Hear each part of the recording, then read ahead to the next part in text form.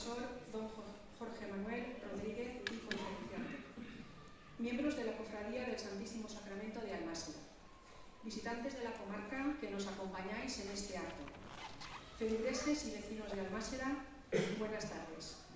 Buenas tardes a todos los asistentes y bienvenidos a esta conferencia extraordinaria que ofrece la parroquia a través de la Cofradía del Santísimo con motivo del cuarto centenario de su fundación, con el fascinante tema del Santo Cáliz en la Última Cena en Valencia. Es para mí un honor presentar al conferenciante, al profesor don Jorge Manuel Rodríguez Almenar.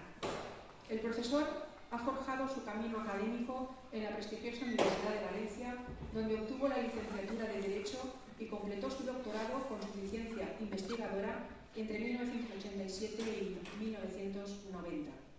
Actualmente ejerce como profesor en el Departamento de Derecho Civil de la Universidad de Valencia, donde ha dejado una huella significativa desde que ganó por oposición la plaza de profesor titular en 1994. Su dedicación académica también lo ha llevado a otras instituciones como la Facultad de Derecho de Castellón y la Facultad de Ciencias Económicas de Valencia. Destacar sus logros académicos como la lectura de su trabajo fin de máster en 2016 y la defensa de su tesis doctoral La Sábana Santa y sus implicaciones histórico-artísticas, obteniendo la calificación de sobresaliente cum laude en el Departamento de Historia del Arte y de la Facultad de Historia de la Universidad de Valencia en 2017. Fuera de su labor jurídica, el profesor Rodríguez Almenar ha sido una figura destacada en la sindonología, siendo socio del Centro Español de Sindonología desde su fundación en 1987. Ha ocupado puestos como la vicepresidencia en 1988 y la presidencia en 2016.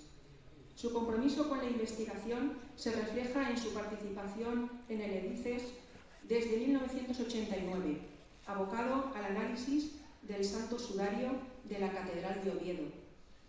Además, desde 2007 ha desempeñado roles importantes en la Orden Ecuestre del Santo Sepulcro de Jerusalén y desde 2019 como profesor contratado del Ateneo Pontificio Regina Apostolorum de Roma. También ha sido elegido miembro de la Junta Directiva de la Cofradía del Santo Cáliz de la Cena de la Catedral de Valencia.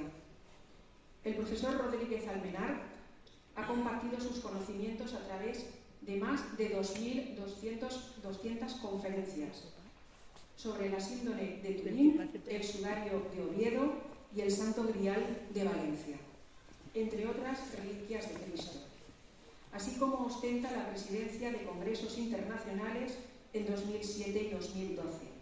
Su dedicación a la divulgación es innegable. Su impacto se extiende a través de numerosas publicaciones. Entre ellas destacan el Sudario de Oviedo del año 2000, el Santo Cáliz de la Cena de la Catedral de Valencia en 2008 y la Sábana Santa, un misterio que permanece, del 2011. En resumen, la participación del profesor Jorge Manuel Rodríguez Almenar en esta conferencia asegura una inmersión profunda y enriquecedora en el fascinante tema del Santo Cáliz de la Última Cena de Valencia. Expresamos nuestro agradecimiento por su valiosa contribución y les animamos a sumergirse plenamente en esta experiencia única que estamos a punto de compartir.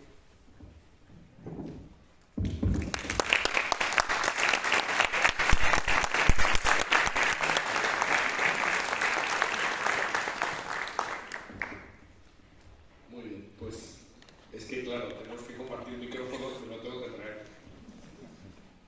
Bien, pues bueno, buenas noches a todos.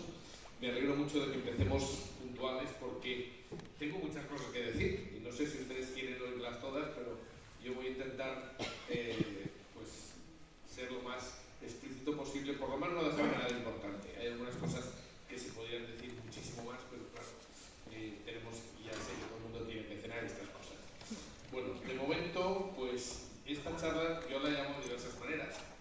Una de ellas es el Santo Grial, y podemos titularla Historia y significado del cáliz de la última cena o trayectoria histórica, da igual, porque en realidad vamos a hablar de lo que se puede decir básicamente sobre el Santo Cáliz de la Catedral de Valencia. Que yo no tengo ningún miedo a llamarlo Santo Grial, porque grial es una palabra que se utilizaba en la Edad Media, que es un tipo de copa para el vino. De hecho, en Galicia todavía, yo lo he visto, por tanto es una cosa que puedo dar testimonio de primera mano. O sea, yo he visto pedir en un bar en La Coruña un grial de vino. Entonces la gente dice, uy, qué cosa. Pero es que grial es un tipo, es como si dices un bol, es un tipo de plato, ¿no? Pues, me parece que hondo, ¿no? Pues esto es lo mismo. Grial es una palabra que significa eso, es decir, un tipo de copa para el vino. Y bueno, pues claro, si ponemos la palabra santo delante, es que nos estamos refiriendo a una reliquia. Entonces sería la Santa Copa. ¿Qué es la Santa Copa? Pues el cáliz de la última cena, lógicamente. O sea que son sinónimos. Se puede decir Santo Cáliz, lo que pasa es que Santo Cáliz es una expresión que se utiliza solamente en España, o más concretamente en Valencia, pero en todo el mundo la palabra grial, con sus diversas versiones en francés, en inglés, en alemán, todos tienen una traducción y se refieren al cáliz de la última cena siempre. Bueno, para concretar, pues vamos a empezar pues diciendo de qué estamos hablando. Pues estamos hablando de una copa que está en la Catedral de Valencia. Yo muchas veces pienso que eso es una desgracia para una reliquia que esté en España, porque desgraciadamente los españoles somos antichauvinistas. O sea, nosotros no podemos creer que hay algo importante en España. Eso es una crisis de identidad que tenemos que solo nos pasa a los españoles. O sea, los franceses están orgullosos de su historia y todos los demás también, pero nosotros ahí... ¿cómo va a estar aquí? Es lo que dice todo el mundo. Eso se llama un prejuicio, como la copa de un vino. Bueno, pues vamos a intentar deshacer algunos de estos prejuicios.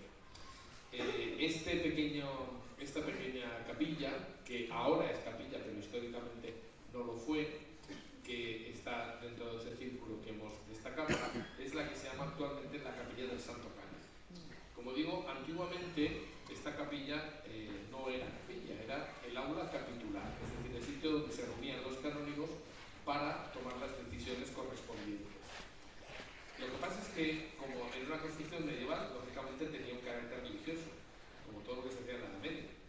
Y pues la verdad es que ha terminado siendo un marco fantástico precisamente para la reliquia que nos ocupa.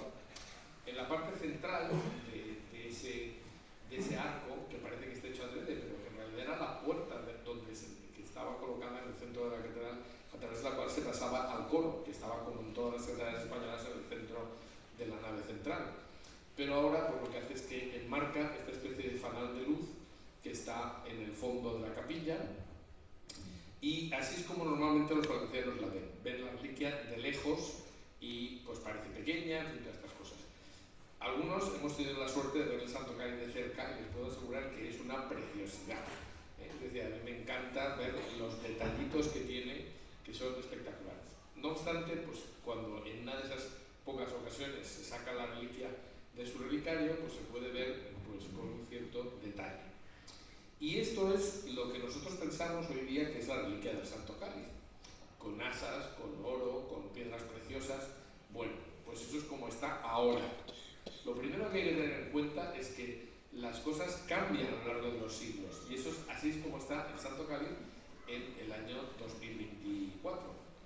Iba a decir 2021, me había pelado 3 años, pero en fin, es que esto pasa una velocidad del tiempo, pero pues claro, uno ve que es un objeto tal como está ahora, y la tendencia es a pensar, sí, hombre, el cáliz de la última cena está ahí con piedras preciosas y todo eso. Pues claro que no, es decir, eso es como está ahora. Hay que decir que si una reliquia hubiera traspasado la Edad Media y no le hubieran puesto un relicario, significaría que no se la creían. Es decir, y el Santo Cáliz siempre se ha considerado tradicionalmente como el cáliz de la última cena, por tanto tenía que tener un relicario. O sea, que para analizar qué es el objeto, qué era lo original, cómo estaba al principio, pues hay que acudir a una ciencia que es la arqueología. La arqueología es el estudio de lo antiguo, literalmente. Arqueos, antiguo, logía, estudio. Entonces, esto es lo que hizo en los años 60, 1960 aproximadamente, don Marcelino Sada, que es un arzobispo de Valencia que está en proceso de beatificación, es decir, que quizá llegará a ser santo, y es el que está en el palacio, frente de la puerta del Palacio Arzobispal de Valencia. Es un obispo con estatua, ¿no?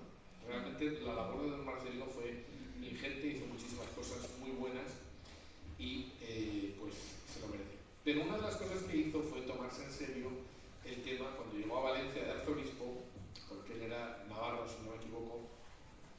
Pues cuando llega a Valencia se plantea que aquí tenemos una reliquia desde hace casi 500 años, desde 1437 más o menos, en la catedral, y entonces, bueno, esto es el cáliz de la última cena, lo tenemos que tomar en serio. Y lo que hizo fue hablar con el que era entonces el catedrático de arqueología de la Universidad de Valencia. Esta es una foto del final de su vida, cuando tenía más de 90 años, pero lógicamente esta se la hice yo, por tanto, en su casa, y tiene en la mano una réplica del Santo Cáliz, no el original. Pero fuimos a entrevistarle y nos habló de cómo se había hecho la investigación, la primera que se hizo, que se había hecho nunca, sobre el Santo Cáliz. Y fruto de esa investigación se publicó este libro que se llama El Santo Cáliz de la Catedral de Valencia y que todavía se puede conseguir. Don Marcelino tuvo la idea buenísima de ir a un especialista a que le dijera si esto realmente era el Santo Cáliz de la Última Cena o no, o podría serlo. Porque claro, hay una cosa que está clara: si no es de la época o si no es o no pudo estar en la Última Cena, pues evidentemente no sería el Cáliz de la Última Cena. Pero bueno, pues un arqueólogo podrá decir si es de la época, si hay contradicciones o no, pero eso es justo lo más que puede decir un arqueólogo, pero es mucho.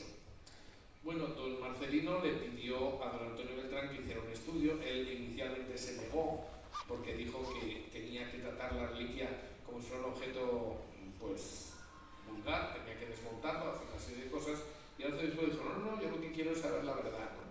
Y entonces don Antonio le dijo, ¿y si no es qué? Y entonces le dijo don Marcelino, pues si no es, lo diremos y lo diré yo.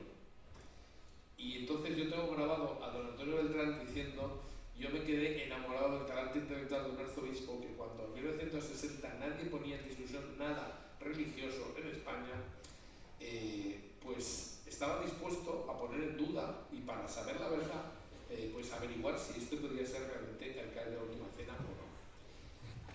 Se tuvieron todos los permisos y don Antonio pues fue la primera persona que se dedicó a analizar el Santo Cáliz. Aquí tenemos pues un dibujo que hizo él, que está coloreado actualmente, pero en el que están las medidas de lo que sería el Santo Cáliz. Pero lo más interesante es que él se dio cuenta, pudo desmontar el cáliz, que en realidad estamos hablando de como mínimo 3 piezas. Decimos la parte superior, que esto es lo que sería un grial, porque un grial es una especie de tazón sin asa, eso es la forma de un grial para el vino.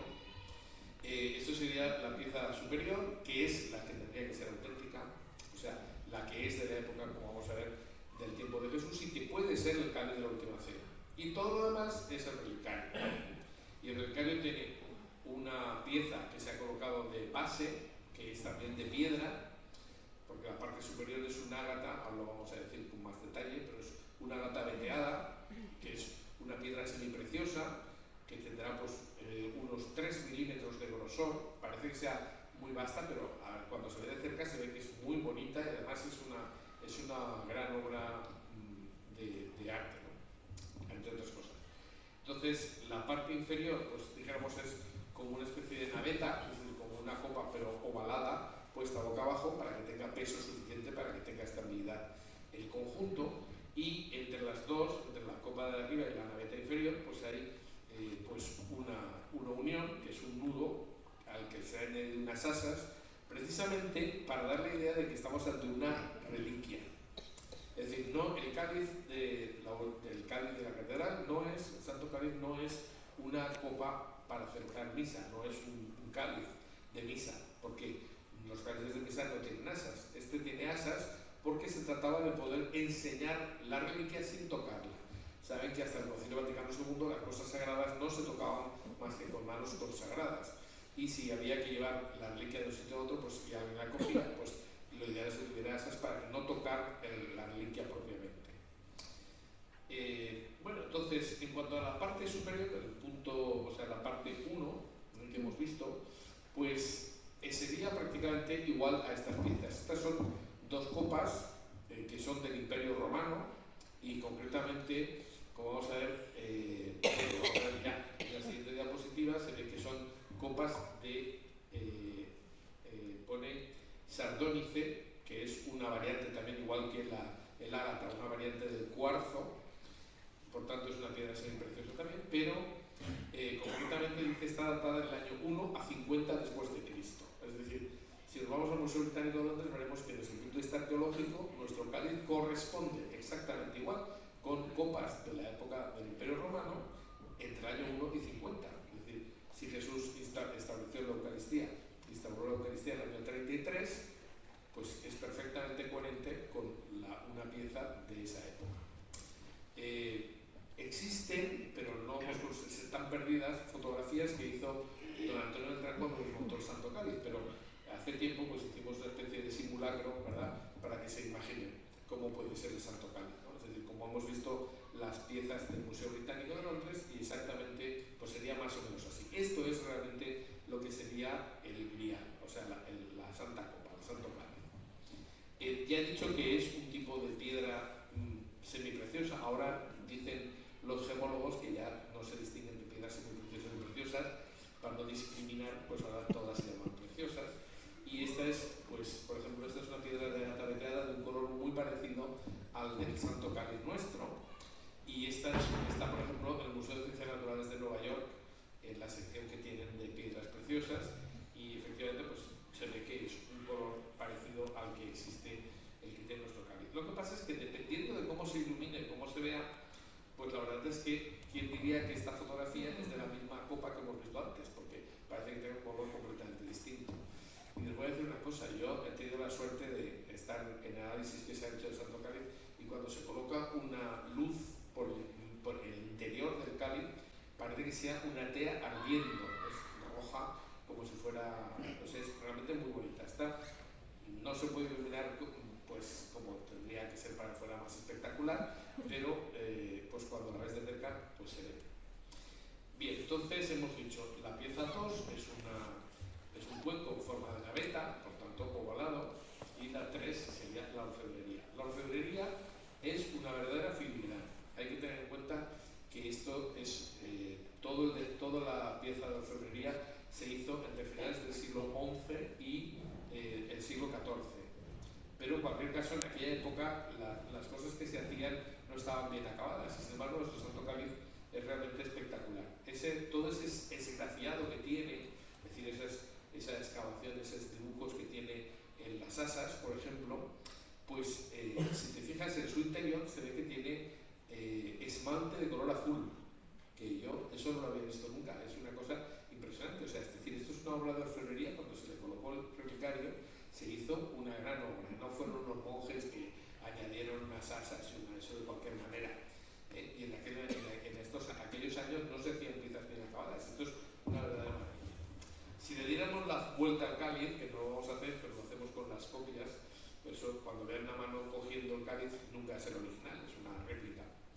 Y efectivamente, si damos la vuelta, pues vemos que son exactamente que es hueco y parecido a la copa superior, lo que pasa es que con una forma ligeramente distinta. Lo más interesante es que don Antonio Beltrán descubrió una inscripción misteriosa en el pie del Santo Cáliz. En esta pieza 2, en la naveta, pues si uno se fija, ahí tenemos una inscripción que parecía en letra cúfica. La letra cúfica es una letra árabe donde solamente constan las consonantes, no las vocales, y además es un tipo de letra árabe que normalmente el árabe es así como muy redondita las letras, pues esta es un tipo de letra bastante cuadrada, solamente las consonantes. Con lo cual hay diversas posibilidades de leer. Pero aunque se pensaba que era letra cúfica y tal, no había manera de encontrar una significación de lo que ponía allí, porque había unas letras, pero que se podían nombrar de varias maneras. En ese sentido fue muy interesante que en el año 2014 el profesor Songel, que era y sigue siendo el catedrático de diseño de la Universidad Politécnica de Valencia, se interesara, esto es un verdadero milagro. Que un valenciano se interese por algo valenciano, eso es algo que a mí me deja atónito. Os lo he dicho muchas veces, esto es un milagro viviente.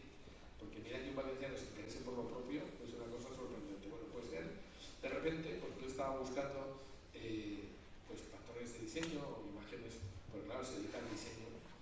Y de repente se encontró con que esa inscripción pues se corresponde con un diseño. Porque resulta que, este es el doctor Songer, en la Edad Media no se podían dibujar las cosas porque sí, o sea, normalmente los orfebres y los artistas en general tenían patrones y se ajustaban a ellos. Y entonces él vio que el texto se ajusta, esto sería largo de explicar, pero se ajusta a un patrón de diseño que existía en la Edad Media, y entonces empezó a interesarse por él, primero por la inscripción, pero luego se dio cuenta de que todo el cáliz en realidad sigue un patrón de diseño, es decir, que se puede ver cómo se ajusta perfectamente a las líneas trazadas dentro de un patrón de diseño. No hace falta que lo entiendan mucho, simplemente, según él, eso era coherente con la existencia de un orfebre, un verdadero artista que había hecho un estudio para hacer un diseño bonito y ajustado a la estética, dijéramos, propia de la Edad Media, y efectivamente pues eso es lo que se había hecho. Es decir, que esto demuestra que el relicario de Santo Cáliz, el diseño completo de la pieza con el relicario, pues corresponde a un profesional. Y en cuanto a la inscripción, pues se dio cuenta de que se podía interpretar como letra hebrea. Es decir, parece que sea letra árabe, pero tenían razón los dos, porque como vamos a ver, lo que se ha visto es que se puede leer tanto en hebreo como en árabe. Si se mira así, la inscripción, pues no sería más que una simplificación de Jesús es Dios, es decir, Yeshua, Yahvé. En las lenguas semitas se puede omitir el verbo ser, por tanto, estarían estas dos palabras, Yeshua, Yahvé. Él se fue a hablar con especialistas de Jerusalén, que le dijeron que efectivamente esto era una inscripción que podía considerarse hebrea, antigua, pero sí. Pero lo más sorprendente es que casi a la vez hubo otro estudioso que se le ocurrió darle la vuelta, o sea, hacer la inscripción al revés, vista desde el otro punto de vista, porque claro, la inscripción está en vertical, se puede leer así o se puede leer así, y además se puede leer como en un espejo o se puede leer directamente. Bueno, pues si se lee como en un espejo, pues se leería en hebreo, pero si no, pues lo que se podría leer aquí es una inscripción en árabe que pone Jeshua, no pone Isa, en árabe Jesús se dice Isa, pero aquí está transcrito fonéticamente, o sea, pone Jeshua, que está claro que se refiere a un nombre propio, Jeshua, Alá, es decir, Jesús es Dios. Entonces, claro que uno piensa, ¿y qué hace en una reliquia cristiana? Bueno, hay que tener en cuenta que esta inscripción es de finales del siglo XI. En ese momento, toda la península estaba hablando árabe. Es decir, esto no sé si volverá a ocurrir, que en fin, tal como vamos, no sé si volverá a ser idioma oficial en España el árabe, pero está claro que era el idioma más común de toda la península. Y efectivamente, pues a Agustín Blasco se le ocurre, o sea, él tiene la facilidad de leer las letras hacia un lado o hacia otro, es una facilidad que tiene su cerebro, le permite hacer eso, y cuando leyó a la inversa, y dijo, aquí lo pone esto en árabe. Dijo, no, en hebreo, no, son las dos cosas, ¿no?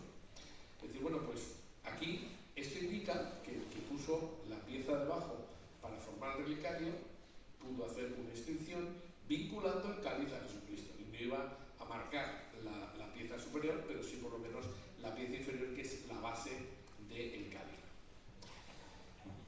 Hay muchos o algunas personas que se han dedicado a investigar el Santo Cáliz, y una de las que vamos a hablar ahora es de Ana Maffei, que es turismóloga, doctora en Historia del Arte.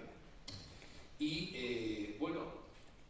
de las muchas aportaciones que se pueden ir haciendo, pues hay una que yo creo que es fundamental y que se va a quedar en el haber de Ana, que es la primera persona que puso en negro sobre blanco que el cáliz de la última cena tenía que ser, esto ya lo sabíamos, pero lo concretó más, es decir, tenía que ser una copa que fuera hábil para estar en una Pascua judía, porque Jesús, cuando instituyó la Eucaristía, está utilizando los elementos de una Pascua judía. Y eso suponía cumplir una serie de normas muy estrictas. Los judíos son muy estrictos en sus ritos. Y entonces, pues como deja claro Ana Bacén en su tesis doctoral, dice el cáliz tenía que ser de piedra. Había cálices que no fueran de piedra, pero en aquella época normal se fueran de piedra tallada, que tenía que tener un pulido especial porque no podía ser poroso, porque para los judíos una piedra que no sea porosa, que tenga poros, lo que produce es que no se puede purificar y evidentemente pues tiene que tener una serie de criterios, ¿no? Una capacidad mínima, eso es lo más importante, precisamente porque es el criterio que nos va a servir para descartar otros posibles candidatos, porque siempre hay alguien que se apunta al Salvo en Valencia, que todos tiramos tierra encima, los de fuera suelen decir, no, el Santo Grial lo tenemos nosotros en León, por ejemplo, que eso es una de las cosas que se inventaron en el año 2017. Entonces nos están haciendo la competencia y entonces toda León se ha puesto a decir que es la tierra del Santo Grial es León. Nosotros en Valencia nos caemos como muertos y hacemos todo lo posible para enterarnos. Pero bueno, estas cosas, incluso también las de la doctora Macé, pues pudimos corroborarlas por profesores, que eso es muy importante. En la ciencia es importante que se corroboren las cosas por varias personas distintas. En el segundo Congreso Internacional sobre el Santo Grial, que se realizó en abril-mayo del año 2021 en plena pandemia y que se hizo por Zoom, es decir, por ordenador, pues se pudieron corroborar algunas de las cosas que se estaban descubriendo, ¿no? Y una de ellas muy importante es que la copa del cáliz, o sea, lo que es el grial, la parte superior, tiene exactamente la capacidad que era requerida para una Pascua judía. Concretamente era entre 1 y 2 revits. Y exactamente eso descarta, ya digo, prácticamente todas las otras posibles reliquias, ¿no? O sea, el cáliz se ha escaneado, se ha hecho un escaneado en 3 dimensiones, y hay una serie de investigaciones que se irán publicando poco a poco, y todas ellas corroboran la misma idea. Es decir, el cáliz de Valencia pudo, y es más, es el único que pudo estar en una Pascua judía. Por ejemplo, fíjense, el cáliz de Doña Urraca que les decía que se inventaron en 2017, fíjense que la parte superior tiene 3 dedos de oro para que sea una copa alta, pero si se desmonta casi es un cenicero, es decir, es una copa muy bajita, no tiene la capacidad suficiente como para ser un cáliz de bendición judío. Por tanto, no puede ser el cáliz de la última cena de ninguna manera. El nuestro sí, perfectamente. Bueno, entonces, esto sería una descripción, lo primero que teníamos que hacer, una descripción del objeto del que vamos a hablar. Bien, entonces, pues podemos decir que la estructura del Santo Cáliz está formada por una copa superior de ágata veteada, que normalmente, o sea, se calcula que puede ser del siglo II a.C. hasta mediados del siglo I, porque Plinio el Viejo dice que a partir de mediados del siglo I dejaron de hacerse copas de colores, entonces empezaron a hacerse copas transparentes, que se consideraban como mucho más bonitas que en aquel momento, pues se veía perfectamente el conjunto. Luego, el relicario con asas, es seguro que está descrito completamente con las asas en 1399, pero dijéramos que debió tener un relicario a finales del siglo XI porque la pieza inferior, que es el vaso invertido, esa naveta, la inscripción sí que se puede datar a finales del siglo XI, o sea que eso dijéramos que corresponde con el momento en el que alguien vinculó las dos piezas. Eso sería lo primero que hay que decir. Desde el punto de vista arqueológico, ¿hay algún problema para que sea el cáliz de la última cena? Ninguno. Es más, eso excluye todos los demás.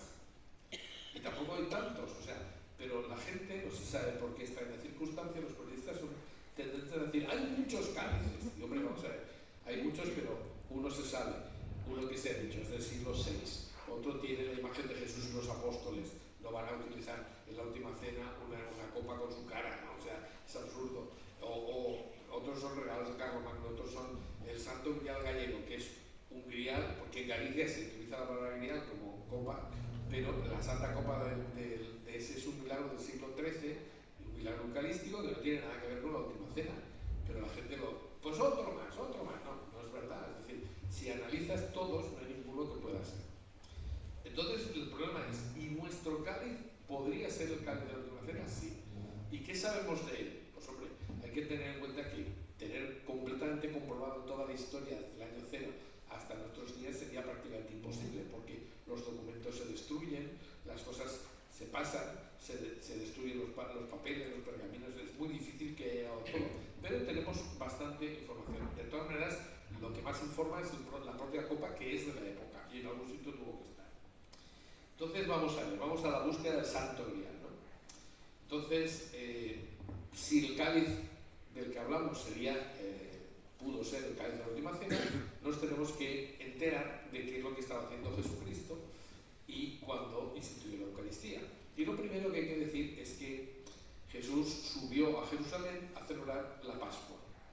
Esto lo hacían los judíos, era obligatorio que fueran una vez, si podían hacerlo, subían por lo menos una vez al año a Jerusalén, iban al templo y celebraban la Pascua allí.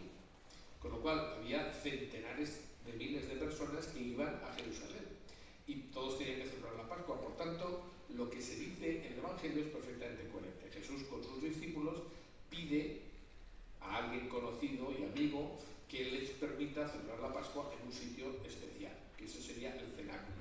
Por tanto, lo primero que hay que decir es que nadie va a cenar llevándose la copa. Es decir, que la copa no era de Jesús, era del dueño de la casa. Esto queda clarísimo porque San Marcos le hace decir a Jesús lo siguiente. Cuando se acerca el día de Pascua, dice: id a la ciudad y os saldrá al encuentro un hombre que lleva un cántaro de agua, seguidle. Y allí donde entre, decid al dueño de la casa que el maestro pregunta: ¿dónde está mi sala donde como la Pascua con mis discípulos? Y él os mostrará una habitación en el piso de arriba, grande, ya amueblada, disponed allí para nosotros. Bueno, pues no lo parece, pero ha dicho por triplicado que el hombre que les cedió la casa era un hombre rico. ¿Por qué? Pues porque dice: encontraréis un hombre que lleva un cántaro con agua. Las que van por agua a la fuente en todo Oriente son las mujeres, por tanto, si es un hombre, es un sirviente. Luego el dueño de la casa tenía sirvientes. Eso es una indicación. Segunda, una habitación en el piso de arriba. Casas con 2 pisos no eran comunes.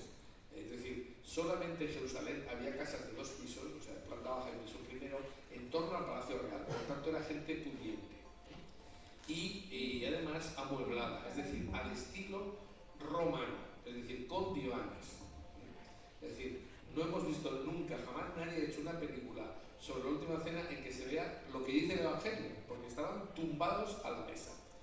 Se apoyaban en el brazo izquierdo, el codo izquierdo, y comían con el derecho. Y entonces eso es bastante incómodo, pero es como se hacía.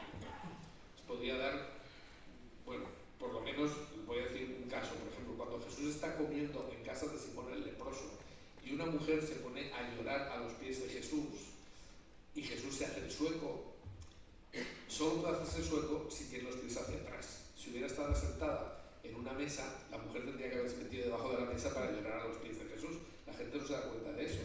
Pero, ¿por qué? Porque Simón el leproso era un hombre rico que da un banquete en su casa y Jesús asiste. Esa mujer, por cierto, no es María Magdalena, porque lo que dice San Juan es que era María, la hermana de Lázaro. Lo que pasa es que como no leemos el Evangelio, no nos enteramos, pues no nos enteramos de nada. Pero está todo perfectamente explicado. Bueno, entonces, ¿qué iban a celebrar? Iban a celebrar una Pascua, es decir, lo que se llama un Seder de Pesha. Seder de Pesha, que sería, ¿no? Entonces, esto en hebreo sería algo así como el procedimiento, el rito de Pascua, traducido. Y es un importante ritual festivo judío que se celebraba la primera noche de Pesaj, que es el 14 de Nisan, concretamente en la fiesta de los ácimos. La fiesta de los ácimos es la Pascua. Y los judíos lo siguen realizando porque está ordenado por Dios el Deuteronomio. Por tanto, tienen la obligación de realizar este rito. ¿Qué simboliza? Pesaj significa Pascua. Y Pascua significa paso. Y tiene un doble significado. El paso de la esclavitud a la libertad que los judíos realizan cuando salen de Egipto, y también, concretamente, el paso del ángel exterminador que pasa esa noche antes de que salgan a cruzar el desierto, exterminando a los primogénitos de Egipto. Y los judíos pues marcan con la sangre del cordero las jamas de la puerta y esa sangre les protege. Por tanto, es una cena festiva, pero por una parte no solamente se queda en festiva, sino que tiene un significado profundo, la sangre del cordero que salva, etc. Que ellos, los judíos, no se dan cuenta de lo que significa, pero es una prefiguración del sacrificio de Cristo en la cruz clarísimamente. Bueno, entonces, en el ritual de la Pascua judía aparecen una serie de elementos que nos suenan. Antes de la cena se bendice pan ácido. Entonces, esto lo hace normalmente el cabeza de familia y en principio se parte ese pan ácido, se reparte antes de cenar, pero una porción se esconde hasta después de la cena. Porque la Pascua judía tiene una serie de oraciones, luego se come y luego otras oraciones, que son las conclusivas. Pues bien, en las oraciones primeras se bendicen 2 copas de vino, es decir, es la misma copa llenada 2 veces. La que se llama la copa de santificación y la de la salvación. Luego se realiza la cena normal, que ya no se hace con cordero, porque el cordero había que sacrificarlo en el templo, y como no hay templo no se puede sacrificar allí. Y después hay unas oraciones finales donde se hace y se bendice la copa de redención y la última, la que se llama la copa de consumación. Es decir, que se bendicen, como digo, 4 copas de vino. Entonces, las copas que se utilizan durante la cena son pues normalitas, ¿no? O sea, por ejemplo, las que se ven aquí con la flecha es una copa de cristal normal. Pero en el centro de ese círculo vemos la copa de bendición, que es una copa distinta. De ahí hay una pregunta que hace todo el mundo. ¿Y es una copa que utilizó Jesucristo? ¿Pero cómo sabemos que fue la que utilizó Jesucristo? Pues porque, para instituir la Eucaristía, pues porque es una copa distinta. Y además, nuestro cáliz, si fue el cáliz de la última cena, era carísimo. Era una pieza, solo la copa superior, solo el grial, es una piedra semipreciosa y no podía haber una vajilla toda así, en absoluto. O sea, esta era la mejor copa de la familia, que era la que se utilizaba para esas bendiciones. Entonces, concretamente, pensamos que acabada la cena tomó el cáliz, que es lo que dice la misa. ¿Qué cáliz? Claro, los judíos sabían perfectamente que era el cáliz de bendición, pero que se bendice por tercera vez. Es lo que se llama la bendición de la redención, ¿no? Y hoy día se pueden utilizar copas de metales preciosos, pero en el tiempo de Jesús era común utilizar copas de piedra. Bueno, esto era lo que teóricamente Jesús tenía que haber hecho, pero hizo algo más, porque la cena de Jesús se sale de lo que fue una Pascua normal. No fue una cena de amigos, no fue una cena donde se declararon el amor eterno, estas cosas muy bien, pero Jesús no se quedó en eso. Jesús instituye la Eucaristía. Y efectivamente, ya en la época de Jesús, pues la Pascua judía era una cosa que no se podía cambiar, uno no podía alterar. Por eso yo me escandalizo un poquito cuando los curas, perdón, porque a lo mejor meto en camisa de 11 varas, se dedican a decir morcillas durante la misa. Que no, que si es un rito hay que cumplirlo literalmente. Es que es aburrido, pues que sea aburrido, pero no es una fiesta. O sea, no es una cosa... Un rito es un rito y hay que hacerlo ritualmente. Entonces, pues eso es lo que hay que hacer. Los judíos lo hacían ritualmente. Por tanto, no podían cambiar cosas. Pero Jesús cambia cosas. Y eso indica que tenía intención de hacerlo, ¿no? Porque ese ritual no se cambiaba, pero Jesús lo hace y hace varias cosas sorprendentes. Una primera cosa sorprendente es el lavatorio de los pies. No voy a entrar, pero cuando Jesús lavaba los pies a los discípulos, eso era lo que hacían los esclavos. Es decir, era un rito que se hacía de llegada de bienvenida, lo que hacían los esclavos.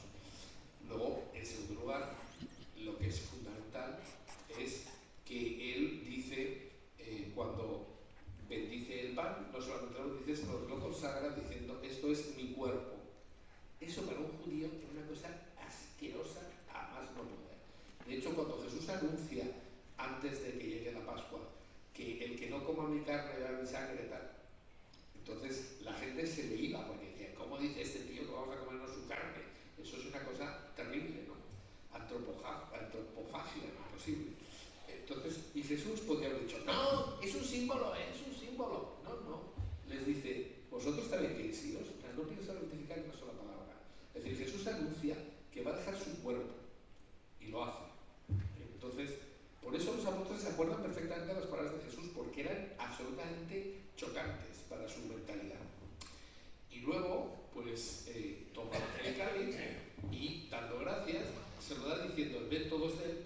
es mi sangre de la nueva alianza, que es derramada por muchos para la remisión, o sea, para el perdón de los pecados. Eso es muy importante, mucho, porque lo que está diciendo es que Él va a rehacer el pacto de Dios con Israel. ¡Qué casualidad! Resulta que yo soy profesor de contratos en la Facultad de Derecho, entonces tú puedes renegociar un contrato, eso se llama una innovación, pero para renovar un contrato, para hacer una innovación, tienes que ser parte de ese contrato. Entonces Jesús ahí dice claramente que Él es Dios, porque solo Dios es el que había hecho el pacto con el pueblo de Israel, con Abraham, con David, etc. Entonces, para poder modificar ese pacto, hacer una innovación, hacer una nueva alianza, tenías que ser parte de la alianza anterior. Y si no, yo les digo, vayan ustedes al banco y digan, vengo a renegociar la hipoteca de mi suegra. Y ahora ustedes como les dicen que venga su suegra, porque usted no es parte de ese contrato, pues eso es así. Entonces Jesús ahí, yo de niño preguntaba, ¿dónde dice Jesús que sea Dios? No lo dice, lo hace. Esto es una cosa que no se dice nunca en ninguna misa, no sé por qué. Pero lo cierto es que la antigua alianza, como digo, era en la sangre de Abraham, es decir, los descendientes de Abraham, y la nueva alianza en la sangre de Cristo. Entonces, se cambia el sujeto, es decir, de ser una alianza para los israelitas, ahora es una alianza para los cristianos, es decir, aquellos que participan de la sangre de Cristo. Y por tanto, tiene muchísima más profundidad de la que se le dice habitualmente. Pero, por eso he querido meterme un poquito en esto, porque normalmente no se dice, y segundo, no nos damos cuenta de que el cáliz significa cosas muy gordas, ¿no? Acabada la cena, pues eso, vemos, por ejemplo, podemos ir a internet y vemos cómo se hace comida, que es exactamente igual que en el tiempo de Jesús. Y hay 4 fases que quedan después de la cena. Una que se llama Barei, otra que se llama Halel, que es el aleluya, el canto del aleluya. Otra que se llama Barej, que es cuando se bendice la cuarta copa y última, y la última que es Netzah, que es cuando acaba la Pascua, cuando el que está celebrando dice, todo está consumado. Anda, esa frase nos suena, ¿verdad? Sí. Pues ahora volveremos a ella. Es decir, la Pascua acaba cuando el que está celebrando dice que se ha cumplido la voluntad de Dios. Es decir, todo se ha consumado, se ha realizado lo que Dios quería. Bueno, pero lo más sorprendente, la tercera cosa sorprendente que hace Jesús, he dicho, la primera, el lavatorio de los pies, la segunda, dar su cuerpo y su sangre. Y la tercera es que no tomó la copa de bendición, última. Es decir, no, la última copa bendecida, que es la de la consumación, no la hace. ¿Por qué? Nos lo dice San Lucas, que dice, cuando está hablando de la última cena, dice, tomad y repartid entre vosotros, dice la copa, dice, pues os digo que ya no beberé del fruto de la vid hasta que llegue el reino de Dios. Y eso lo hace antes de la cuarta copa, es decir, no toma la cuarta copa. También lo dice Mateo, después de haber cantado los himnos, el Jalel, los salmos, 113, 118, salieron hacia el monte de los olivos. Tendría que haber dicho, se bebieron la cuarta copa y salieron al monte de los olivos, no lo dice. Sin embargo, si nosotros entendemos esto, que hay poca gente que lo entienda, entendemos perfectamente lo que pasó en el huerto de los olivos. ¿Y por qué Jesús le dice a su padre, Padre, si quieres, aleja de mí este cáliz? Porque es el cáliz del cumplimiento que no había tomado. No podía tomar durante la cena el cáliz del cumplimiento porque no se había cumplido su sacrificio. Él en la tercera copa lo que dice es que va a entregar su cuerpo y su sangre, es decir, se va a sacrificar para el perdón de los pecados. Pero en la última copa tenía que decir que se había realizado y no había realizado el sacrificio. Entonces, eso es lo que a Jesús le angustia. Tiene que sacrificarse y no lo ha hecho todavía, pero sabe que va a empezar a partir de este día. Entonces, cuando Jesús pone fin a la Pascua en la cruz, cuando le dan a beber en una esponja vinagre con hiel. Y entonces dice San Juan que Jesús dijo, todo está consumado, y expiró. Es decir, hay una unión entre la última cena y el sacrificio de la cruz, que los cristianos han entendido siempre. Ahora es cuando no lo entienden. Se creen que la última cena es una cosa de billetes y tal, que no. Jesús lo que dice es, anuncia su sacrificio y concluye la Pascua en su sacrificio en la cruz. Por eso no se puede separar. De hecho, hay 2 intentos de darle de beber vino, ¿no? Es decir, uno cuando llega al Calvario, al Gólgota, y no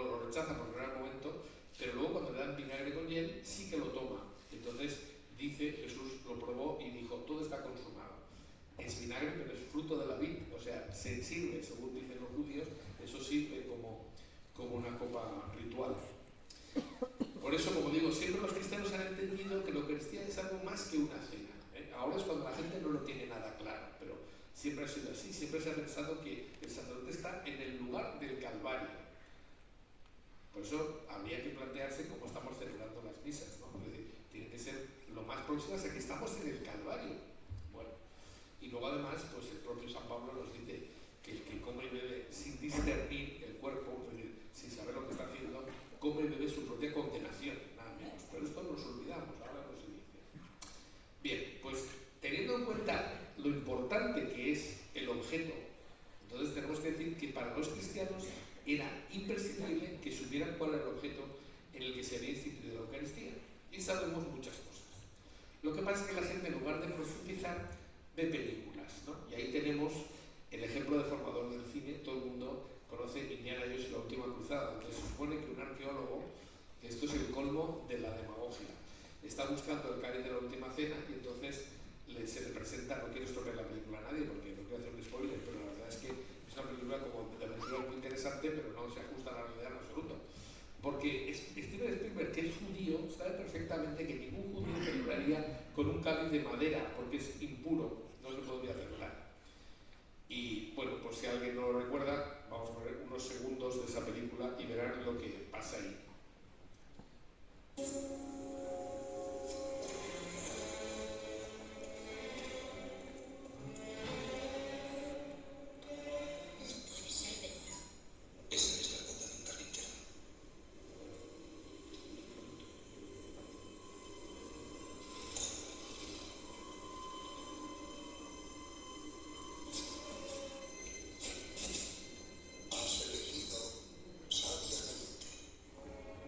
¿Había elegido sabiamente? Pues no.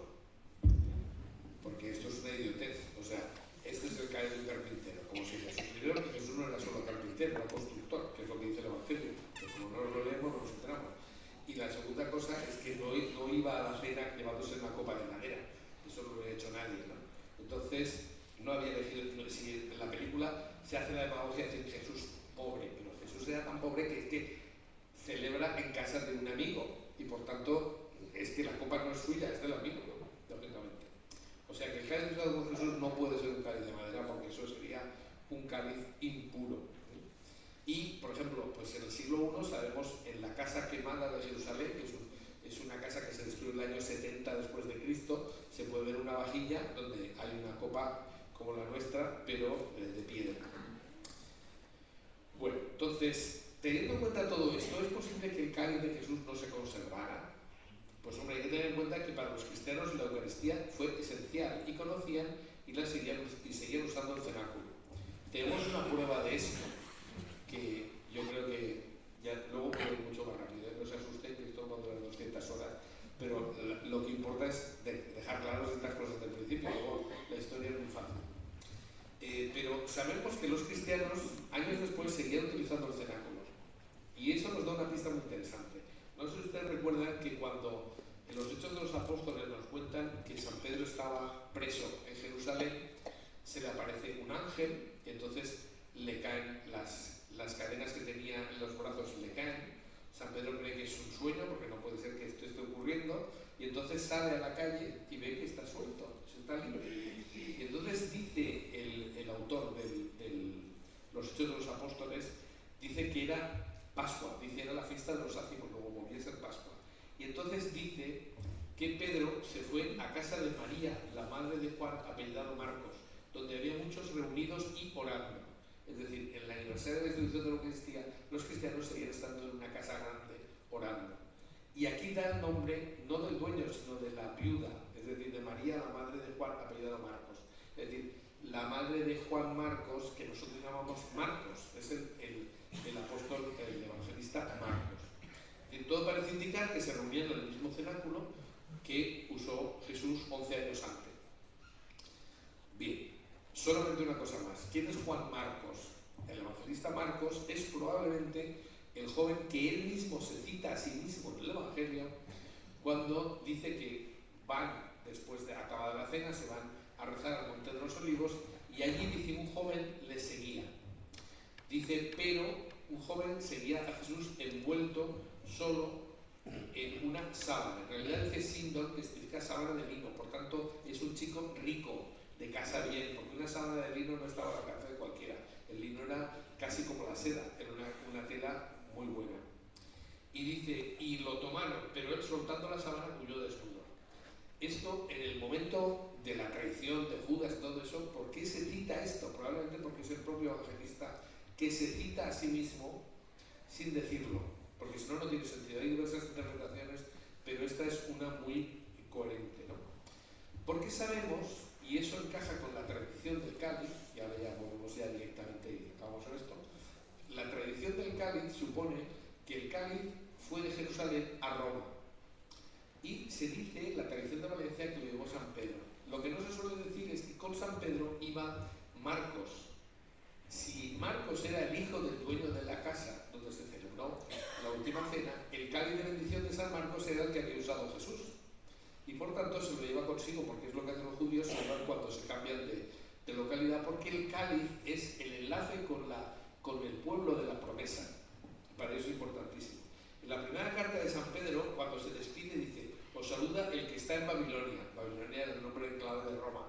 Y dice: elegida como vosotros. Así como mi hijo Marcos, no es su hijo físico, pero San Marcos es quien, al ser de clase alta, tenía la posibilidad de hablar latín y es el que traduce y hace el intérprete con San Pedro. Por tanto, el Evangelio de San Marcos son los recuerdos de San Pedro, nada menos.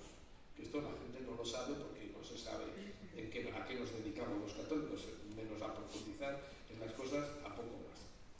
Bien, entonces, esta es la cosa. El cáliz que está en Valencia se supone que habría ido a Roma. Si era efectivamente el de San Marcos y San Marcos se va con Pedro a Roma, eso sería perfectamente posible. Esto lo ha publicado Levante hace poco como si fuera una novedad, pero yo llevo 30 años diciéndolo. Pero bueno, se han enterado ahora, pues bueno, normal, a ver si se enteran un poquito. Bien, entonces la historia de nuestro santo cáliz se resume ya muy fácil. Es decir, con San Pedro va a Roma y con San Lorenzo va de Roma a España. Tan sencillo como eso. No hay dragones ni cosas por el estilo, ni cosas fantásticas, es una cosa bastante normal. Es decir, habría estado el año 33 en Jerusalén y después se va con San Pedro a Roma, pero se queda en Roma. Esa es la cosa. Entonces, y ahí estuvo hasta el año 258. Evidentemente, Pedro no soy un notario para levantar acta y decir: aquí estoy yo con el cáliz, porque no hacía falta, los cristianos ya lo sabían. Pero ¿tenemos alguna referencia documentada de que en los primeros siglos del cristianismo el cáliz de Jesús estaba en Roma? Sí, y tenemos además un documento importantísimo, que es el canon romano, que es la plegaria eucarística más antigua. Se calcula que se escribió entre el siglo II y algunos añadidos hasta el siglo III o IV. Pero, porque de hecho el propio San Lorenzo está metido en el canon romano, que eso es cuando se cierra definitivamente. Pero el texto original del canon romano, que ahora como es un poquito más largo, los curas no lo hacen porque se abrevian en medio minuto. Y dices, pues, en fin, se puede hacer la homilía medio minuto más corta y hacer el canon romano, que es el que toca. Y además, cuando no digo nada, cuando es una misa solemne, que debería ser el canon romano, porque nosotros tenemos la liturgia romana. No somos de otra tradición. Bueno, pues resulta que el canon romano, la plegaria eucarística, que ahora se llama Uno, y se han inventado unas cuantas más, pues en el canon romano se dice una frase que solamente dice el canon romano, ningún otro. Y dice lo siguiente. Esto sería, imagínense que estamos leyendo el misal en español, y ahora nos vamos a pasar al latín. En el español, en rojo, pone lo que el sacerdote tiene que hacer. El sacerdote tiene que seguir el rito, por tanto no puede inventarse: ahora me pongo las manos así, ahora me las pongo así, no tiene que ajustarse. Y en las rúbricas, que por eso se llaman rúbricas, porque está escrito en rojo, dice, sería traducido lo que pone actualmente en español: del mismo modo, acabada la cena, entonces dice que toma el cáliz y el sacerdote tiene que levantarlo y enseñarlo. Dice, tomó este cáliz glorioso, se dice ahora en español. Pero resulta que si nos vamos al latín no dice eso. Dice etum preclarum calice. Etum, si me lo han corroborado dos catedráticos de latín, significa este mismo. Es decir, que lo que está escrito en Roma, cuando celebraban los papas con el cáliz que había allí, que además estaba determinado que solo utilizaban un único cáliz hasta el siglo VIII, no hubo más cálices. O sea, había un cáliz que se decía que era literalmente et un preparo cáliz. Es decir, tomando Jesús este mismo cáliz que todos conocéis, es lo que significa. Ahora han traducido como les ha dado la gana y no pone exactamente eso. Pero eso es importante. Se pensaba que el cáliz que estaban usando los papas era el de Jesús. Bueno, ¿y por qué sale de Roma? Pues sale en un momento concreto, y es cuando en la historia del Papa Sixto II, su diácono Lorenzo, el emperador asesina al Papa Sixto II y detiene a San Lorenzo y le dice: entrégame los tesoros de la Iglesia. Y eso era porque esa penúltima persecución fue una persecución de carácter económico. Se necesitaba dinero. El imperio estaba quebrado y entonces necesitaban dinero. Entonces San Lorenzo era precisamente el que tenía la custodia del cáliz y el que se dedicaba a repartir las limosnas. Como San Lorenzo le contesta, según cuenta San Agustín, le contesta al emperador que el tesoro de la Iglesia son los pobres, el emperador no lo entiende, entonces dice: pues este señor me lo asan vuelta y vuelta. Y el pobre San Lorenzo pues pagó, porque el emperador ni tenía sentido sobrenatural ni sentido del humor. Bueno, pues pero eso es importante, ¿no? ¿Por qué? Porque la tradición dice que San Lorenzo, muy hábil, le dijo al emperador: para recoger los tesoros necesitó 3 días. Y en esos 3 días lo que hizo fue poner a salvo el cáliz. Así lo cuentan alguna tradición, pero incluso la recoge el San, espérate, no es San, es no es el nombre de este, Donato. El abad Donato dice que efectivamente que había entregado San Lorenzo a un tal Precenio, que era condiscípulo y paisano de España, y había entregado una serie de reliquias, entre ellas el cáliz en que nuestro bien y maestro consagró la preciosa sangre en la noche de la cena. Es decir, el cáliz sale para ponerse a salvo de la rapiña del emperador en el año 258. Y va donde, el único sitio que San Lorenzo consideraba seguro, que era la casa de sus padres, que estaba en las afueras de Huesca. Entonces, ese sitio está arqueológicamente perfectamente determinado. Podría contarle muchas cosas, pero no lo voy a hacer. Y el cáliz, en definitiva, sale de Roma, ocultamente se queda en España, y sale de Huesca, esto ya digo, habría que contar muchísimo más, pero sale de Huesca hacia los Pirineos con la invasión musulmana. Cuando en el año 711 toda la península empieza a ser conquistada por los musulmanes, los cristianos intentan poner a salvo algunas cosas importantes. Algunas se van hacia lo que es actualmente Oviedo, es decir, a los picos de Europa, y otras reliquias se llevan a lo que serán los Pirineos. Luego, a partir de ahí, se va a producir la reconquista de España, que hará que se divida en dos reinos, ¿no? Aragón y Castilla, simplificando mucho. En Aragón, que es donde está el cáliz, pues se lleva a los Pirineos. Y ahí está en varios sitios, que no podemos contar todos, pero pues, serían probablemente la Cueva de Yebra, San Pedro de Siresa, San Adrián de Sásabe, en la iglesia de San Pedro en Bailo y San Juan de la Peña. Casi todas se llaman de San Pedro, curiosamente. Bueno, es decir, que el cáliz va cambiando de lugar.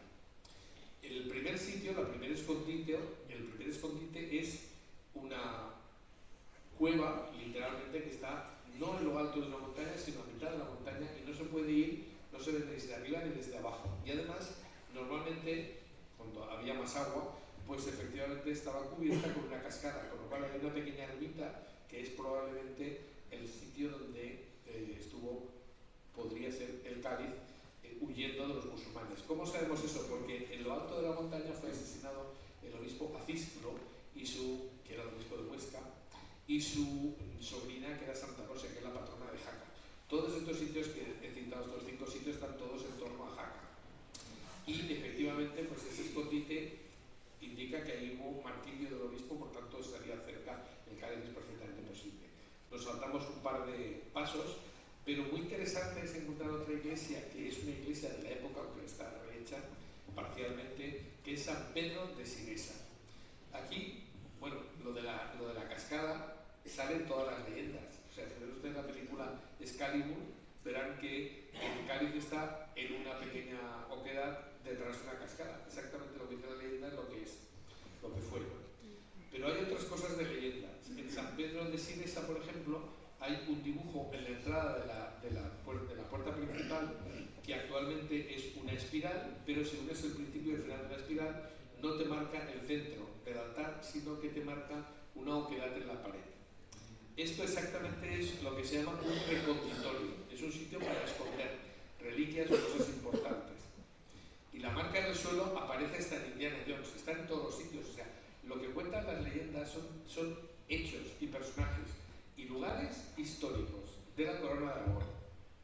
Entonces, eso es bastante claro. El último sitio, ya digo, nos hemos saltado algunos, pero el último sitio donde acaban todas las reliquias y también el cáliz, lógicamente, es San Juan de la Peña.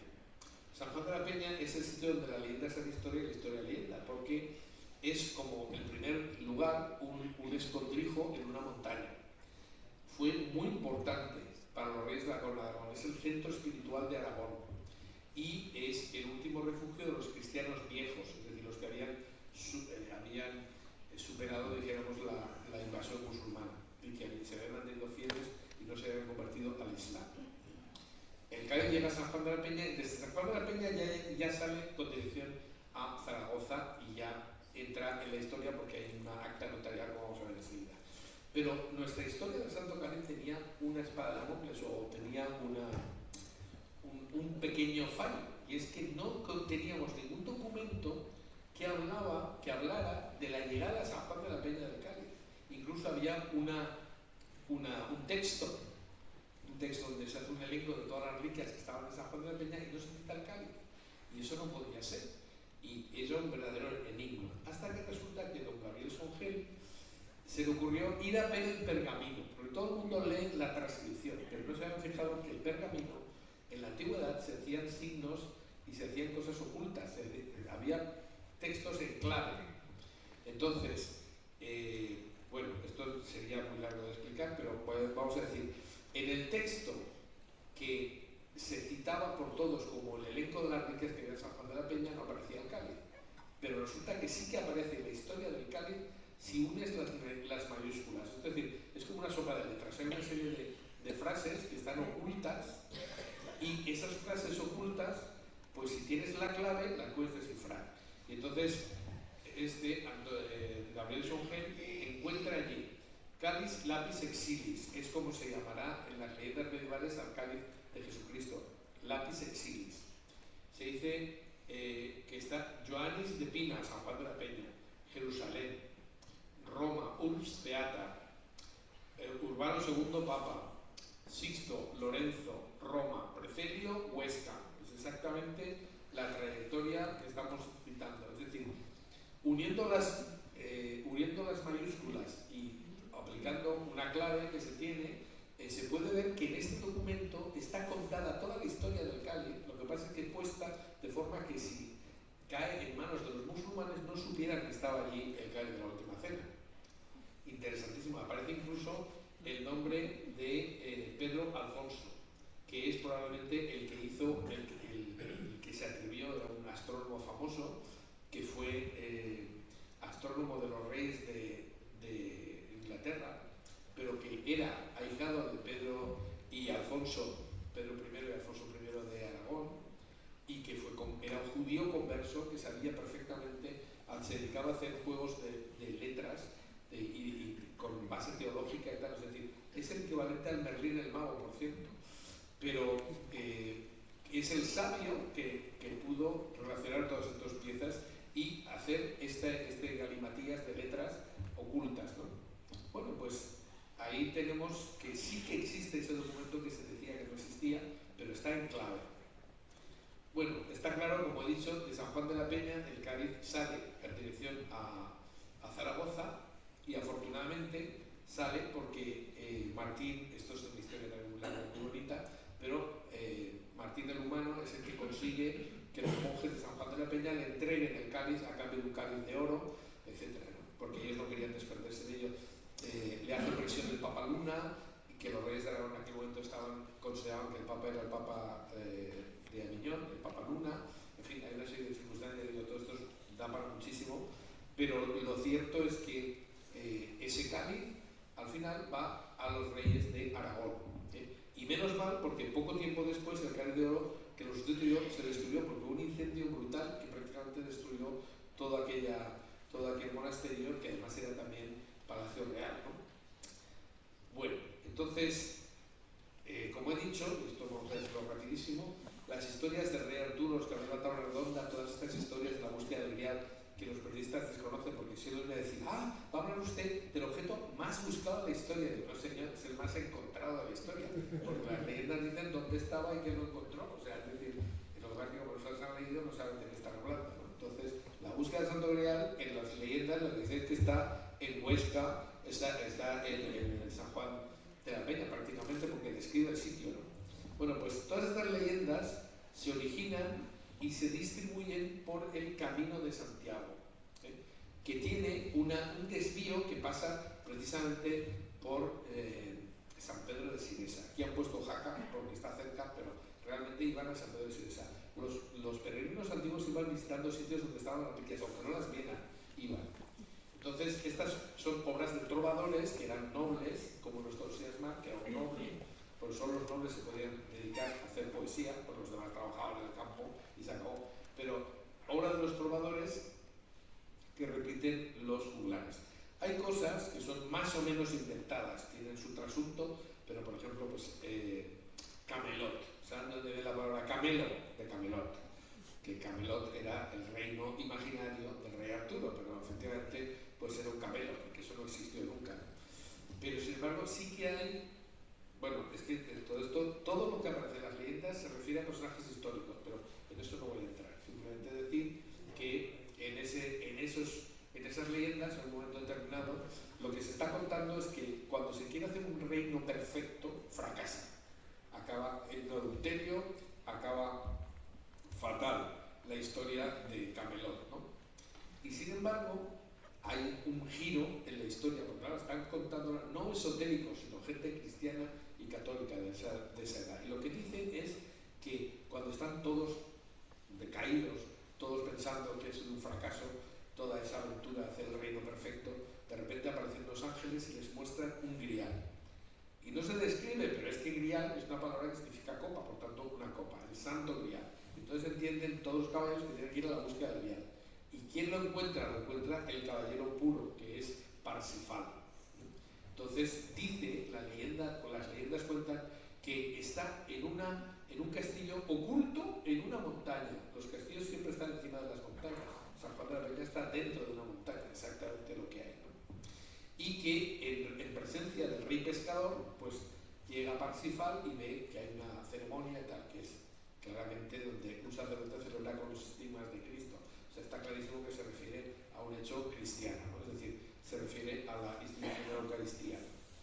Bueno, para terminar con esto, ya vamos hacia el final, pues hay que decir que, como he dicho, la palabra grial en español antiguo era un tipo de copa para el vino, pero cuando se habla de santo grial se habla lógicamente de una reliquia. Por tanto, ¿a qué se refieren las leyendas? Al cáliz de la última cena. Además, se dice que está en un sitio que se llama Monsalvat. Qué curioso, San Juan de la Peña está en un sitio que se llama Monsalvatoris, es decir, otra coincidencia. Y se supone que el rey del Grial es un tal Amfortas.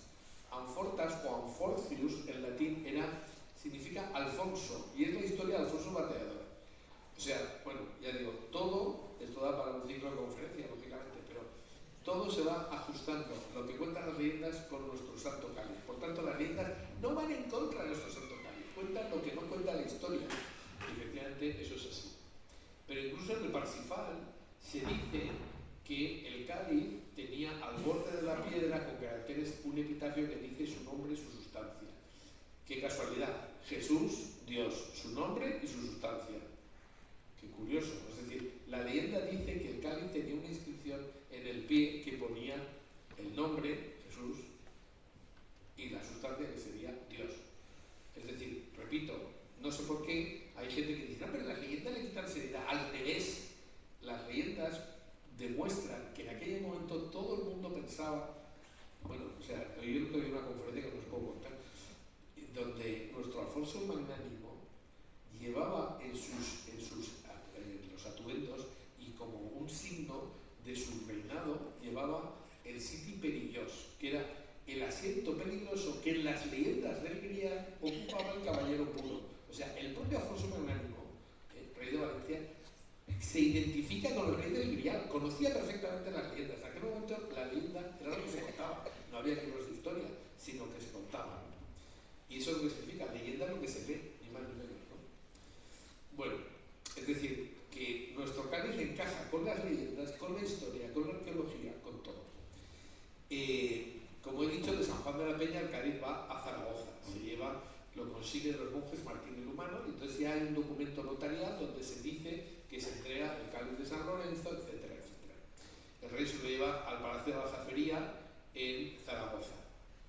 Y hay quien dice que pasando por Barcelona, pero otros pensamos que sin pasar por Barcelona, el Cádiz va a Valencia en el año 1424, cuando Alfonso Magnánimo, que es el gran rey olvidado por los valencianos, no tenemos vergüenza en absoluto y desconocemos nuestra historia. Alfonso Magnánimo es el gran rey de Valencia, el que hace que la capital de la Corona de Aragón deje de ser Zaragoza o Barcelona y se convierte en la capital de la Corona de Aragón, fue Valencia, en el momento de la máxima extensión. Pero hasta en Valencia, en la plaza de Alfonso Magnánimo, tenemos a Jaime I, que está muy bien como rey fundador del reino, pero el que hizo más por Valencia y que dio máxima extensión a la Corona de Aragón es Alfonso Magnánimo. Pues Alfonso Magnánimo, que es un rey culto, pues se trae todo el relicario que estaba en Barcelona o en Zaragoza, se lo trae a Valencia. Y primero al Palacio Real de Valencia, que es el único Palacio Real de la Corona de Aragón que los valencianos hemos destruido, que es que somos para echarnos de comer aparte. Y que incluso los jardines del Palacio Real llamamos los viveros para que no quede ni constancia que son los jardines del Palacio Real. En fin, desastre. Bueno, pues primero se lleva al Palacio Real, pero por circunstancias al final se termina llevando todo el relicario de los reyes de Aragón, que estaba en Valencia, porque Valencia se había convertido en la capital de la Corona de Aragón, se lleva a la catedral. Y entonces ahí es donde primero se deposita, pero luego Alfonso el Magnánimo, que estaba extendiendo los territorios de la Corona de Aragón lo más posible, inicia una campaña para tomar Nápoles y necesita dinero. Y entonces le reclama a los canónigos de la catedral, que tenían rentas de muchas tierras y tal, les pide un préstamo para tomar Nápoles, aquellos se lo dan, y entonces le ponen garantía de la devolución del préstamo las reliquias. Es decir, si no devuelvo este dinero, os podéis quedar con las reliquias. Bueno, eso a veces es utilizado como subterfugio, pero lo cierto es que funcionó. Y como el rey no devolvió el dinero, pues la catedral tomó posesión del relicario. Por tanto, todo el relicario de los reyes de Aragón se queda en Valencia y se queda en la catedral. Y ahí se pone, este es el acta donde se dice que está el cáliz donde Jesucristo consagró la sangre en la última cena. Ahí había estado hasta el año 1916, que en el año 1916 se decide dedicarle la antigua aula capitular a Capilla del Santo Cáliz. Entonces empieza a ser visible. Lo que pasa es que cuando el cáliz llega a Valencia ya ha pasado la Edad Media, la gente ya no tenía tanta pasión por las reliquias, y entonces pues pasa sin que se oculte, pero un poco sin pena ni gloria. Es decir, por eso, pues ya digo, el cáliz está desde 1437, si no me equivoco, ya en propiedad de la catedral, y ahí está hasta que se pone visible, se enseñaba una vez al año y tal, hasta que se hace visible en el año 1916, cuando se dedica una capilla. Durante todo este tiempo, el cáliz ha sido el cáliz de Valencia. Los valencianos siempre han considerado que era el cáliz de la última cena, aunque el primero que lo pone explícitamente es San Juan de Ribera. Pero, bueno, y muchos artistas han colocado el Santo Cáliz de Valencia en la institución de la Eucaristía, con asas, lógicamente. Eso es un contrasentido. Ahí se ve a Jesús utilizando el cáliz tal como está hoy. Así no era en el siglo I, era solamente en la copa superior. Pero está claro que lo que querían decir es que era el mismo que estaba en la Catedral de Valencia. Y hay algunas obras maestras de la historia del arte donde se ve a Jesús con nuestro Santo Cáliz delante. Bueno, ya estamos acabando, entonces, algunas vicisitudes del Santo Cáliz. Bueno, pues concretamente, durante la invasión de Napoleón, el cáliz pues, hizo un periplo por Alicante, por Ibiza y por parte de Mallorca. Fue muy complejo montón de conferencias. Y luego, durante el año 36-39, pues se ocultó en Carlet, ¿no? Es decir, cuando se asalta la catedral el 21 de julio del 36, junto con todas las iglesias de Valencia, excepto 3, que fueron saqueadas y no era un acto de guerra. A mí me hace mucha gracia cuando te dicen, no, es que esta iglesia se quemó durante la guerra. No, se quemó, no, la quemaron.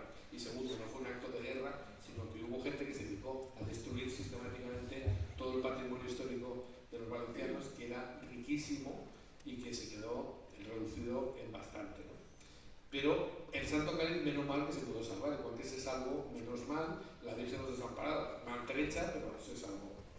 Y eso da para otra historia. Pero luego acaba la guerra civil, y entonces empieza la guerra mundial. Y entonces los que buscaban, y eso sí que es verdad, que sale en la película de Indiana Jones, y también, los nazis buscaban el Santo Grial.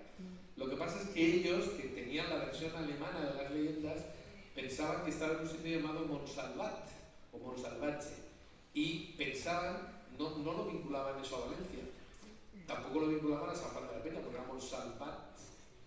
Entonces lo que hacen es buscarlo y se van a un sitio que ellos creen que podría ser, que es Montserrat. Es histórico que el lugarteniente de Hitler, un tal Himmler, se presentó en la abadía de Montserrat pidiendo buscar el Santo Grial. Ya que le dijeron, aquí no hay nada de esto, porque antes no estaba, ¿no? Bueno, pero imagínense si llega Hitler y se lo lleva, ¿no? Pero no se enteraron porque los valencianos hemos sido siempre tan calladitos con nuestras cosas que no nos enteramos. Y termino casi pues hablando de aspectos positivos. Cuando Su Santidad Juan Pablo II llega a Valencia, en noviembre del año 1982, se piensa qué va a hacer el Papa. Pues una de las cosas que va a hacer es venerar el Santo Cáliz. Y efectivamente el Papa se lo enseña, ahí se ve a don Miguel Roca diciéndole, marcando perfectamente que el cáliz es la copa superior, porque eso es lo que dice con la mano. Y el Papa se le ocurrió a Juan Pablo II decir, ¿y se puede usar? Y dijo, hombre, usted sí, porque claro, el Papa no puede, imagínate. Entonces, de hecho, se sabe que lo usaban los papas, luego ya no se ha vuelto a usar nunca. Se da en procesión, pero no se usa. Y Juan Pablo II, pues, le dio un beso muy fuerte, cerrando los ojos, y pidió usarlo. Y entonces, efectivamente, el Papa celebró la misa en la Alameda con el Santo Cáliz. Fue un hecho histórico y no se enteró nadie. No se enteró nadie. Porque la televisión se pasó todo el rato diciendo que estaba usando un cáliz de Calixto III, sin decir que era el cáliz de la última cena. Nada.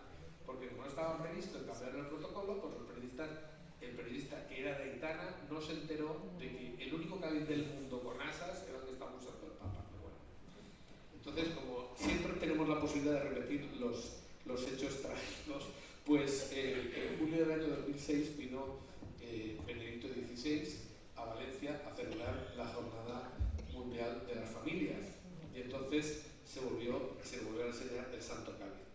A mí me hace mucha gracia ver esta fotografía, y la siguiente que les voy a enseñar, que es, fíjense la cara que ahí se ve de una cierta desconfianza cuando le dicen, este es el cáliz de Jesucristo, porque como todo el mundo tenía prejuicios, y como en alemán era muy racional, así como Juan Pablo II es un hombre más español en ese sentido, le da los besos, se emociona, pero Benedicto XVI es un hombre tranquilo, ¿eh? Y entonces, cuando le dicen el cáliz de la última cena, pues se queda así mirando. Sin embargo, cuando llega don Jaime Sancho, y yo le pregunté qué es lo que le dijo usted, porque aquí el Papa se ve que ha cambiado la cara completamente. Ahora lo mira así de reflejo y dice, pues podría ser. ¿Qué es lo que le dijo? Le dijo, este es idéntico a las copas que hay en el Museo Británico de Londres, que están datadas en el tiempo de Jesús.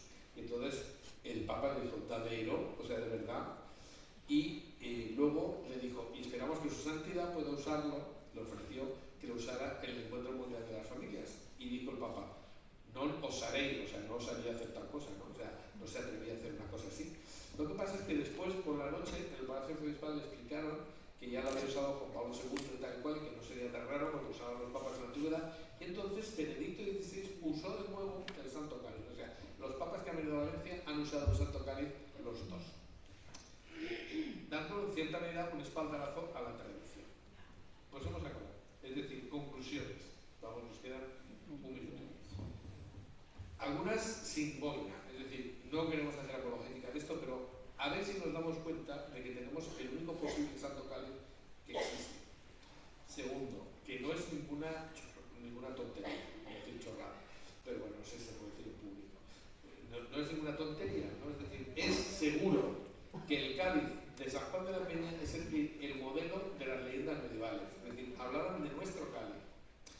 Segundo, la tradición que relaciona al Santo Grial de Venecia con la Última Cena es coherente desde el punto de vista lógico y histórico.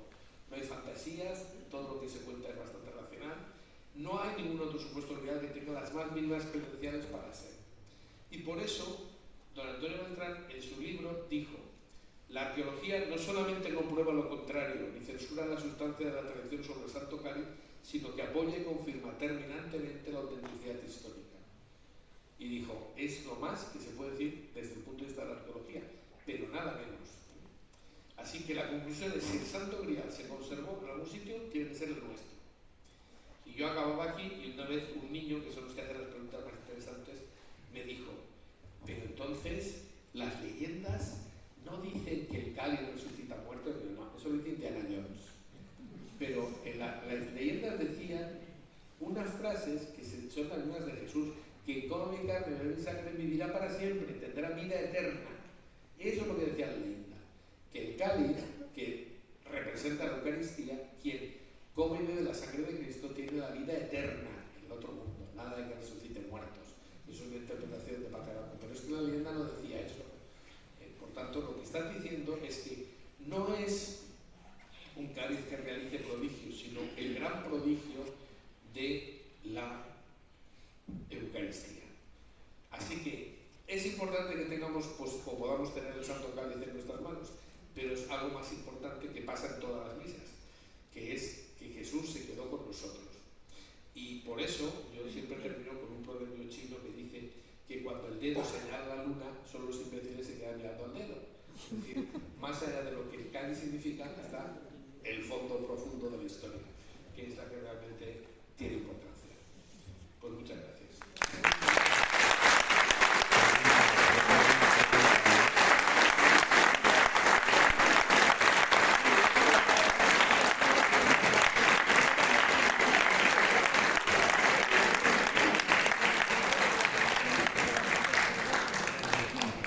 Bueno, deduzco que les ha gustado. Ya ven que las 8:30 es una hora un poquito tarde.